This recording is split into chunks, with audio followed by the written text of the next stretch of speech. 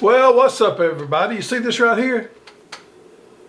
Sweater weather. Sweater weather. Cool. I love it. Man, get up in the morning time. Boom.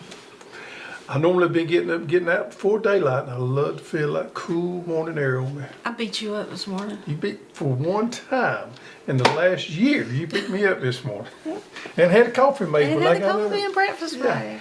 Yeah, unusual. But yeah, I love this cool weather. And you know what? We're going to be answering fall gardening questions today. Welcome to the Row by Row Gardening Show, the best dadgum gardening show on the internet, where we talk about gardening, a little bit of cooking, and growing your own food. Now sit back and enjoy. Favorite time of year, I garden different in the fall than I do in the springtime. I've talked about this before, but I love growing the greens, and I got some of the prettiest greens, and I went out there this morning and the rabbit has found my greens. Oh no. I'm gonna be able to salvage some of them. I gotta replant a little bit, but we're gonna have to put the stale milk on this afternoon. If you didn't know this, you can take spoiled milk and spray or shake it on. I say shake it, take a paintbrush and dip it in there and splatter it on your greens, and it will keep the rabbits away. And I've got to do a spoiled milk application this afternoon. I had to do that a couple weeks ago to my broccoli. Yeah. They found my Brussels sprouts and gnawed on them pretty well, but I think I'm gonna be okay. I got a couple plants, it's iffy, but I got some replacements to put in there. But carrot plant time, brassicas, and somebody said, what is a brassica? Well, brassica is anything, cabbage, broccoli, cauliflower, any of those kind of things is what we call brassicas. Any of those leafy greens that we love growing in the fall of the year is brassicas. And I love growing those this time of year. Cabbage is beautiful. Mm-hmm. My cabbage is beautiful. Everything's good. And we've had very little pest pressure so far this year in the fall, which is unusual as well. So there it is. Everything's pretty, everything's growing. It's a wonderful time to be out there in the garden because it's so cool, it's enjoyable to be out there, unlike August when it's blistering hot. We got one of the prettiest crops of Roselle you could ever imagine. Huge calyxes. We're going to make a good seed crop. I was concerned after the hurricane, it got blown around a little bit, but they have rebounded, done good. Roselle's really resilient. Very resilient. I've had to harvest some of mine a little early because some of the branches broke. But you can harvest it early or late. It's pretty forgiving. I had a guy come by the other day that's a farm consultant in Jamaica.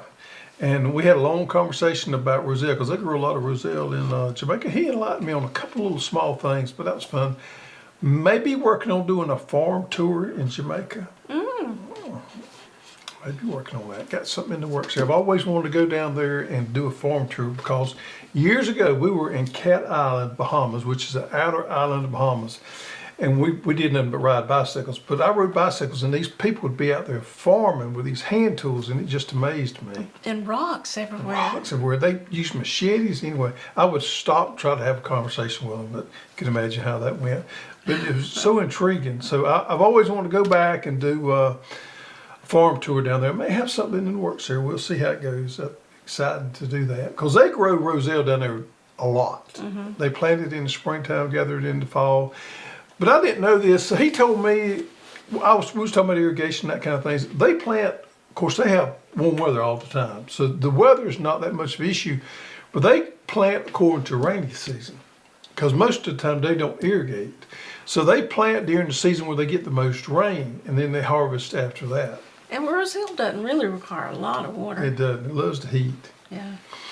So, got that rock and rolling. All right, so today we're going to answer some fall gardening questions. I'm going to answer some, you're going to answer some. Yeah, shoot it back and forth. Yeah. All right, you ready? I'm ready. First one is my turmeric that I got from You Always Thrive. And it's in one of my raised beds. Do I need to mulch turmeric before the frost? When should I be harvesting my turmeric? So late fall is when you want to harvest it. Late fall, early winter. It's usually 7 to 10 months after you've planted it. The leaves and mainly the stems are going to turn brown, fall over. It's going to kind of go dormant when you are ready to harvest it. Now, if you happen to live in South Florida, South Texas, it may continue to grow on. But that would be in the honest, far deep regions of the South. Yeah. Now I have some those that you planted out there behind. I didn't pull last year, and it came back, and it's doing really well. And you can do that. Yeah, sometimes the bulbs will get a little smaller if you do that. If you don't dig it up and separate it out and replant, sometimes your bulbs Yeah, you will want be to a dig little it smaller. up and trim off the rhizomes to use, and then Save you some seed back. the main part is what you save to plant back. Yeah, it's important to do that. We've had pretty decent luck with turmeric this year. Yeah, and we'll be having some more. When will we have it back in stock? We'll probably have it back in stock. We'll probably start pre-selling in February, and we'll start shipping probably in March. Now, what most people didn't realize last year is it doesn't matter when you plant turmeric. It's okay. But it's not going to sprout, come up till it gets warm. So it could sit there for 2 months and not come up till it gets warm enough. So we'll start pre-selling, and we'll probably go ahead and ship it out to you. You can go ahead and plant it, or you can leave it, store it till it's warm enough to plant. It normally don't like to come up to about May. Yeah, you can store it just like you would store your potatoes. A lot of people got upset last year because it wasn't coming up. I said, be patient, it will come up, just be patient. But either one, you don't want to plant it, forget where it's at, plant something else there. But yeah, turmeric's easy to grow, but it doesn't like to come up in cool soils. It likes for it to be warm. So we'll have plenty next year. We got a great farmer down in Florida that grows the organic turmeric for us. It's worked out really good.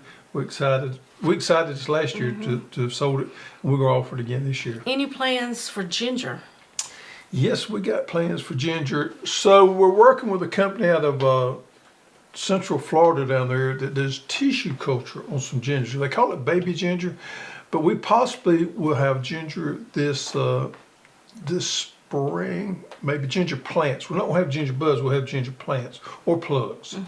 So we're putting in a new greenhouse operation, and with that greenhouse operation, we hope to do a better job with our plants, have more variety, More control. more control over that.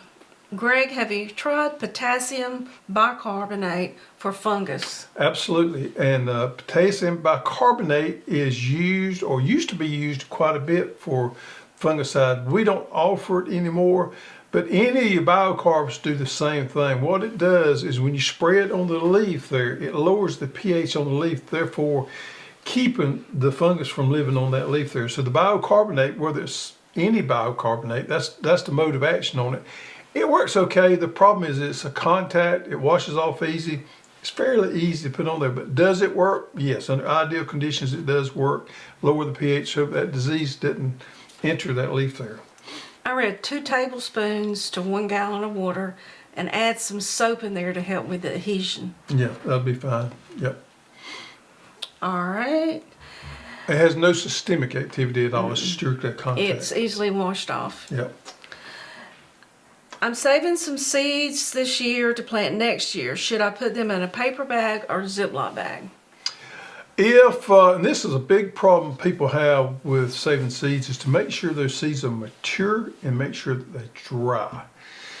A lot of people don't let their seeds get dry enough when they start to store them. You need to be dried down pretty well so the moisture content in that seed is almost nothing. And that way they store a lot better. And also make sure they're mature in the seed pod. If your seeds are dry enough and you left them out there and they got plenty of dry, you can put them in a Ziploc bag. If you're concerned that they're not maybe quite dry enough, you want to put them in a paper bag so they can breathe a little bit and that moisture escape them. And most of the time, a cool place will work, or refrigerator, either one. But a paper bag will allow the moisture to escape that seed a little more. A Ziploc bag will not. But I do prefer a Ziploc bag if the moisture content is correct and the seed nice and dry. Okay. Would a silage tarp eliminate nut sedge and wandering Jew in my garden? Or would half a dozen laying hens for a few months be more beneficial? I wish we had a fix for nut sedge. Unfortunately, tarp, it doesn't work that well on nut sedge. Nut sedge is a tough one. I'm just blessed I don't have it in my garden. I have it in a field or two that I have, but in my garden I don't have nut sedge. There's not a lot you can do for it.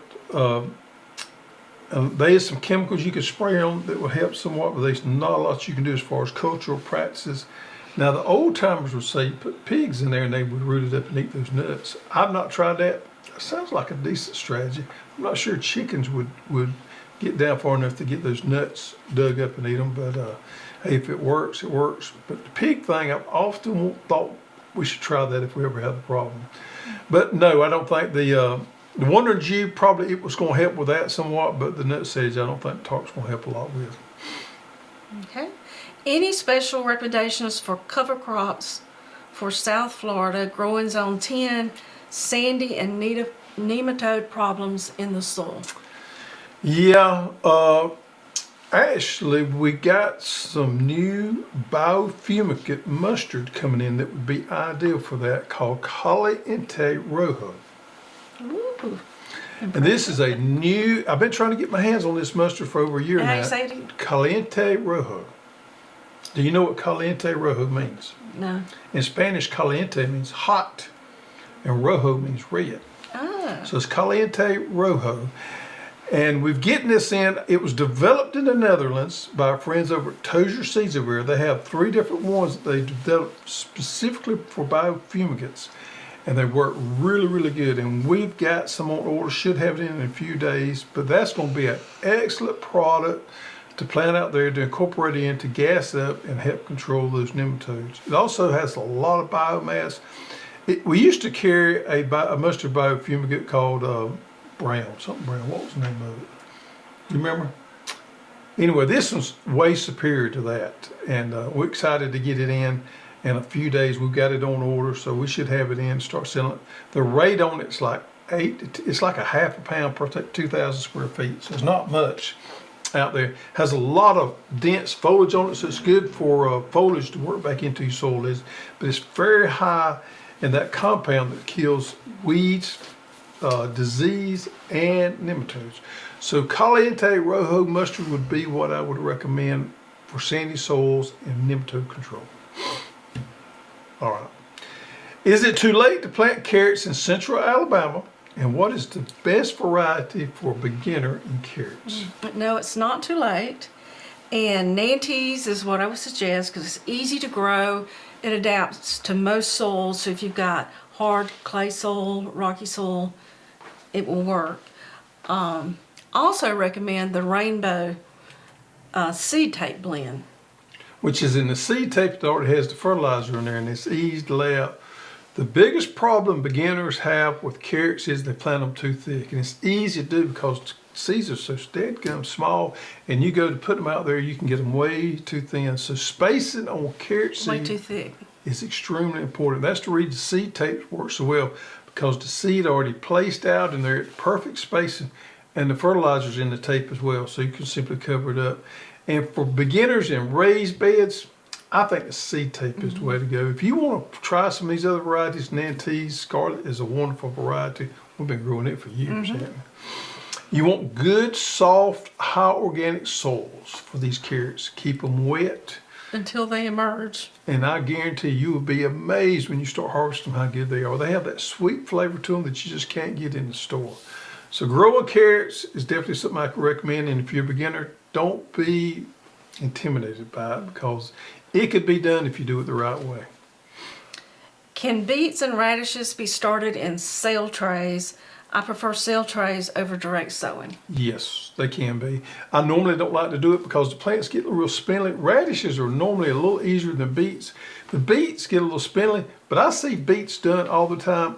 I normally don't do that. I would prefer to use the seed tape if you're doing just a little bit. If you're doing a lot, yeah, I can see direct seeding it or doing the transplants.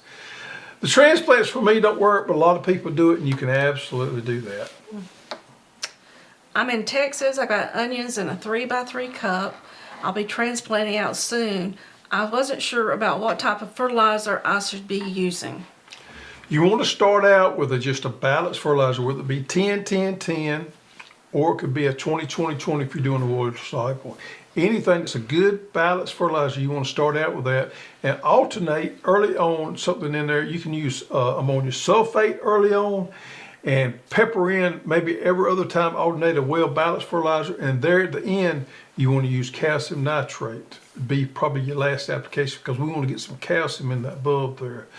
Now, one thing you want to do if you're growing in cups is make sure you keep that top trimmed back to about this tall, and that's going to help that bulb strengthen up a little bit and get a little bit bigger. But it's soon to be time to put onions in the ground. In zone 5A, will straw be enough, or would you put a frost tunnel over the carrots? Oh, you're on up there in 5A. You're getting a little out of my territory there. Straw, I don't think you can do too much on those cold nights to protect them. I would possibly do both when it got cold. Maybe somebody in the comments below can put something that has more growing carrots experience in zone 5 than I do. I would definitely straw them, but I don't think it's too much to do both. Okay. All right, we got a Roselle question, Miss Roselle expert. Can I grow Roselle in zone 5 indoors? No. Theoretically, you could. It's just not practical. Well, you can start them indoors and have them under grow lights, but Roselle's root system is so intense and requires so much water And they get so big. and good drainage.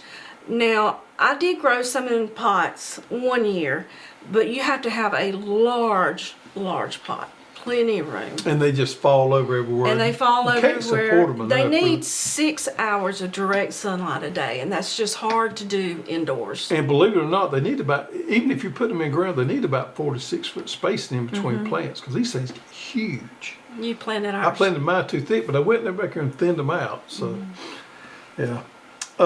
You know, it'd be interesting to see if this new variety of St. Kitts would grow in zone 5 if they transplanted it. They Yeah, may you have can enough start them time. up to like 10 weeks, 6 to 10 weeks prior to planting. Yeah, they may have enough time. I'm pretty sure zone 6 would, but zone 5, that would be iffy. Be nice to see. The only variety, the only way you could do it is to grow the St. Kitts variety we got this year and That we're going to have this year. that we're going to have next year, and start them indoors. You definitely have to start them indoors and get them to transplant stage to have enough time to pull it off. All right. I have so many calyxes, and this is another Roselle question. Can you freeze them? You can. You would want to take the seed out and put them on a tray and like flash freeze them, and then put them in an airtight bag, and you can store them. If you're wanting like the juice out of them to make wine or jelly, I recommend go ahead and boil them down and freeze the juice. That makes more sense. Yeah. You can also just dehydrate them. And if you don't, the very first year I had Roselle, I didn't have a dehydrator or freeze dryer. And I spread them out on a table like this with a fan on each side, and every day I would just flip them. And I mean, it took a while, but you can do it. And you have more concentrated juice inside there then once you get that water out of there. All right. Next question. I think the next one's mine. Will Roselle live, or does it need to be reseeded? Oh, I didn't Each see that year. one. Okay, I missed one. It is a perennial in very warm climates. Tropical areas. It's grown in most regions as an annual. Even in Jamaica down there, they grow it as an annual down there because they let it seed out, and they will it if you kept everything harvested off of it and cut it back using one of those real tropical regions like the Caribbean, it would probably survive. But from our standpoint, it's strictly an annual. And we've never had it reseed. I mean, even when the seeds fall. No, we never have. But I don't think we've ever had seed mature in there either. On these other The varieties. very first year we did. Oh, do we? Okay. Yeah. This is in reference to German white garlic. Okay. Is that garlic going to actually make cloves in the deep south? I've not had much success getting the garlic to make the cloves because it just doesn't get cold enough. It's a gamble. Here in the deep south, it's according to what kind of winter we have. That type garlic, which is a soft neck type, or the hard neck type, likes a lot of cold. Like likes the cold. If we have a warm winter, Probably not. If we have a cold winter, yeah, you can make a decent harvest. I prefer to grow the elephant garlic as far south as we are because it performs every year. When you're planting those hardneck and softneck varieties, it's just according to what kind of winter you have here in the deep south. Now, Tennessee on up, yeah, they get enough cold up there to do it just about every year, but it can be a gamble here in the south. If you stratify it, will it I don't work? think that helps with the bulb size. No, I think it's the actual cold that we have to have during the growing season during the wintertime. The stratification will help it coming out of the soil sprouting and coming out will help dramatically with that. There's actually the health of the plant, it multiplying and having those big bulbs. I think it has to do with fertility, which I'm assuming you got that, but a good cold winter. Can you use cover crops in raised beds? Sure. We don't do that a lot, but you can. If you're going to, you want to use a cover crop that doesn't get real huge on you because with our raised beds, we can't manage a cover crop that gets huge like we do in the ground ones. So I would recommend something like winter rye would be ideal for raised beds. If you wanted to put some clovers in there, you could. They're going to take a long period of time. But the winter rye, I think, is an ideal cover crop for raised beds. What's your thoughts on that? I put some Super Beef Facilia in mine, and it's doing real well. Yep, that's a good one. It's going to get a little tall on you. You may have to cut it back to work it into the soil there, but the pollinators are going to be worth it for the pollinators. I plan just to leave it there till next spring. Yep. I currently have a fall garden, but I'm noticing a lot of squash pupae in the soil. They were absolute nightmare this summer. Will this kill what is buried in the ground before spring? Will it hurt what I have growing now? How long after use can I start planting again? I don't remember what video this came off of. I'll tell you what I would do, and this is where cover crops come in to play on handling some of these overwintering pests. Now you could use some of the mustards, the biofumigate mustards, but just about any cover crop is going to help you here. If you go in there and work that soil up and plant you a fall cover crop, it's going to disrupt that cycle of that insect. And I don't know of any cool season cover crops that the squash bugs like. So being the winter time, you got to disrupt that cycle, and that's the reason I think a cover crop is going to help in this particular situation is go in there. Good housekeeping, keep all your garden nice and tidy, but go in there and work those soils up. Don't let them lay bare and plant you a good cover crop, and I think it will help bust that cycle up. That's exactly what I would do. Okay. I live in Florida. What onions can I plant now? Well, in Florida, you could plant bunching onions now. Bunching onions are the ones we'll get about the size of our finger right there. You could plant them right now. It's a perfect time for that, and harvest them in no time, probably about 50, 60 days. We actually have a seed tape that has a Lisburn bunching onion in it that makes it easy peasy if you're planting in a raised bed. If you're wanting big onions, bulbing onions, the middle of next month. Middle of November, we'll have those in, and you can plant those. Order the plants, and we'll ship them to you. You can plant them then. You can harvest them early spring. Number one question the last 2 weeks is when is my onions going to ship? Mid-November. They're in the ground in And Vidalia, they're looking good. growing. We Yep. cannot ship them till they grow out. And the reality is you don't need to plant them before we send them to you. And the reason for that is onions mature out on length of daylight. So regardless of what, if you think you're going to plant them early and get an early harvest off, it doesn't work that way. You don't need to plant them till we send them to you because they're not going to mature off to the amount of daylight in the day signals for that onion to make that big bulb. Which is spring. Which is spring. So if don't fret it. They'll be fine to plant them in November. Actually, we'll be shipping this year all the way up into December. Maybe the 1st of January is according to how things go, but you can plant them all the way in December and be fine too. I normally like to plant mine in the middle of November.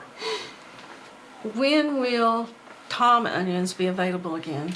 Had a crop failure on Thom onions, so we're not going to have any Thom onions this fall. I may have some this spring, and this is the reason I have preached to you guys to make sure you keep some seed stock on these Thom onions because of this right here. I stored them in an area that I should not have stored them, and they just didn't keep. They went to nothing. So I got to change my storage tactics on that. I saved enough to plant me some, but I don't have any to give away or sell. How deep do you plant the romaine seed tape and bunching onion seed tape? Very little, about 1/4 inch. half to a quarter of an inch. Yeah. Very little soil on top. Very little soil, because that paper is going to hold moisture in there as well. So Are your seeds non-GMO? yes, all of our seeds are non-genetically modified organisms. Can halcinator seeds be saved and replanted? Not come back true to variety. So all of our halcinators are hybrids, and the reason for that is because they have more vigor, they make a stronger plant, they have more disease resistance than open pollinators that you can save. So all of our halcinators are what we consider F1 hybrids. That means you take two unrelated parents and you breed them and you get that offspring, and that offspring is called an F1. That's the reason that we have a law against cousins married cousins, because you don't get that F1 hybrid. But when you do inbreeding on plants or animals, the same thing. What happens is you make the good characteristics better and the bad characteristics worse. Now, within somebody that's doing a controlled breeding program, what they do is they do sometimes what we call stabilized open pollinated, and they'll breed these together till they find a particular line that they like that has those good qualities in there. For the most part, you will always find a hybrid variety that has more vigor than the open pollinated ones. So to answer your question, you cannot save our seeds and then come back on the halcinators and then come back true to variety. Will they sprout, come up and grow? Yes. They won't be true to variety or have the amount of vigor that the original seed had. And what does open pollinated mean? Open pollinated simply means that you can save those seeds. Those seeds will come back true to variety. Unlike heirloom, I'll say this right here, and this is kind of profound. You may want to think about this. All heirlooms are open pollinated. All open pollinated are not heirlooms. But you can save the seeds on all open pollinated. And a prime example of that, going off on my soapbox a little bit here, is crimson sweet watermelon. Crimson sweet watermelon is not an heirloom, but it is an open pollinated. You can save the seed of crimson sweet watermelon and it's going to come out the same every year because it is a stabilized open pollinated type. Okay. Okay, did you get all that? I get all that. What can I use to help tomatoes bloom and fruit turn ripe? Oh, what can I use? You want to use a good calcium nitrate on your tomatoes at bloom set. That's going to help your tomatoes. Well, phosphorus and potassium will also help bloom set. You just need a good fertility program. You need to grow the right variety of tomatoes, and you need to grow it at the right time, and you will be okay. It's a lot there, isn't it? Mm-hmm. Yep. Next question. All right, next question is, I love your hat, Hoss Man. Never planted strawberries. I live close to Chandler Mountain. Does that have anything to do with the strawberries? Hope you and Miss Sheila have a wonderful week. I think he's talking about your hat. Yeah, now this is an old cheap hat that I bought here at the hardware store, but I will tell you 3 things that I spend money on. I'll spend money on a hat, and I'll spend money on a pocket knife, and I will spend good money on boots. Now, I'm going to go to Walmart probably and buy my pants and my shirt and my jackets most of the time. I'm going to get them wherever I can get them cheapest at. Because you are rough on them. Because I'm rough on them. But I will spend good money on hat, pocket knife, and boots. But that is about it. I'm going to wear Walmart socks. I'm going to wear Walmart underwear and Walmart breeches and shirts. I've got shirts I've been wearing forever. Mm-hmm. So that's me. Everybody's got their thing. And flashlights. I spend money on flashlights here. I like to be able to see. See, cut, and stay out of the sun and walk and my feet not hurt. Okay, the Chandler Strawberries, they actually were developed by the University of California in the 1980s. Yep. That's where they came from.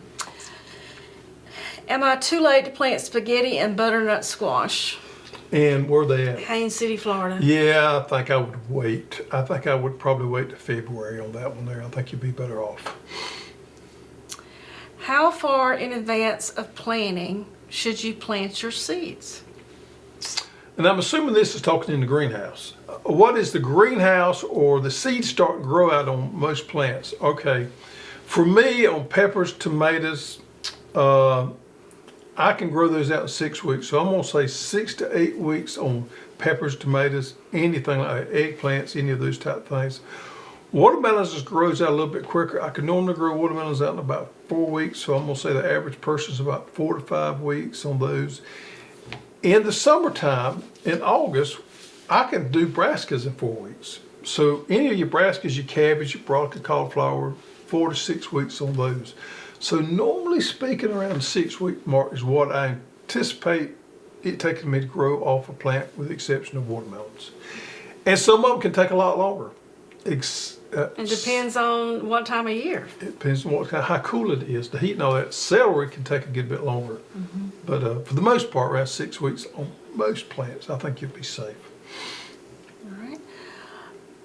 Do vegetables like radish and turnips need a different kind of plant food than you'd use on your summer garden? No, you just need to make sure you got good potassium phosphorus levels. Potassium phosphorus is more important to rooting type crops than some of the other ones. So make sure that you got good soil levels there. I will continue to use a balanced fertilizer in my rotation there, something like a 10-10-10 or 20-20-20, and to supplement that. But phosphorus and potassium can be a little more important to our root type crops. And I love beets.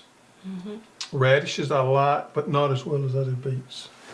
We've been eating salads every night, and we didn't even have the radishes to put on. We got some planted, don't we? I do. Yep. All right, so that wraps up our gardening questions. We got to do garden spotlight, and I'm excited about this one right here. Terry Nelson, he just wanted to show off his Beauregard sweet potatoes located in Plainview, Texas, south of Amarillo, about 80 miles. My first year growing Beauregard sweet potatoes. OMG. Yep, Terry, you did a wonderful job. I got 2 more pictures here. Look at the size of those Beauregards. He was showing it I know. compared to his feet there. If you've never grown sweet potatoes before, you will find them to be easy to grow in the summertime when nothing else grows, when it's hot and dry. And, man, it's got a bunch of pictures here. Beauregard, folks, if you're a beginner gardener, it's the one to grow. It's the easiest one, most forgiving variety to grow. It makes a nice sized potato. And you see these right here are not knotted up. These are decent looking potatoes right there. So Terry did a wonderful job there. Speaking of potatoes, next year we're going to offer a purple variety as well. We got one called Purple Majesty. We're going to offer a purple. Now you may not want to grow a lot of them, but you want to. I thought that was no. It is an Irish potato. But we're going to also have a Purple Majesty sweet potato as well. Okay. Yep. And I'm going to grow a few of them. Of course, it's not going to be the only one I grow, but I'm going to grow a few of them. Be interesting to grow a purple sweet potato. All right, folks, Garden Spotlight. Old Goat is on the set somewhere because we know we got Halloween coming, and he's moved around there and found him a spot. If you find the Old Goat on the set, put it in the comments below, and we will have a draw next week for this week's winner. Last week's winner for the Old Goat is Kirk Seabed.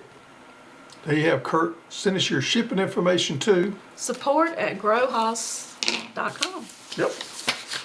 And we will send you a wonderful set of Get Dirty socks. Look at that. Boom, boom, Kurt. Your feet will be happy.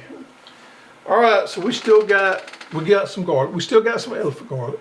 If people want to buy elephant garlic, we still have that. We still have some varieties of hardneck garlic. If you want to plant some of those. Onion pre-sales are going strong. So you want to get your onion orders in. I got some farmers that's going to grow a lot of onions this time. And they're not going to ship till middle of November. They're looking good. My farmer is sending me pictures of them weekly, and they're looking really good, so we're excited about that. We got Vidora Red Creole, which is a red one, and Texas 1015. So we got a Texas variety for you guys out there that love those Texas ones. I think Vidora is a superior variety. So if I was you, I would plant Vidora. If you want a red onion, the Red Creole is going to be fine. It's going to be a little bit spicy, hence the name Red Creole, but it's a good onion, good red onion. So there you have it. No excuses. Get out there and get those plots ready. My garden's ready, looking pretty good. I got a couple more things to do today, but my garden's looking pretty good. You feel good about yours? Yours looking good. I do, yeah. Yep. I've got just one empty spot. What you gonna do there? I don't know. I hadn't decided yet. And then I've got my spots where I'm going to put my onions. I got a 1 row out there today. I'm gonna go out there and plant. I'm just about convinced myself I'm sitting here and plant me some beets. I love beets. I love beets. Yep. Plant me some beets. Okay, plant you some beets. Thank y'all for joining us. Now it's time for you to get outside and get those hands dirty.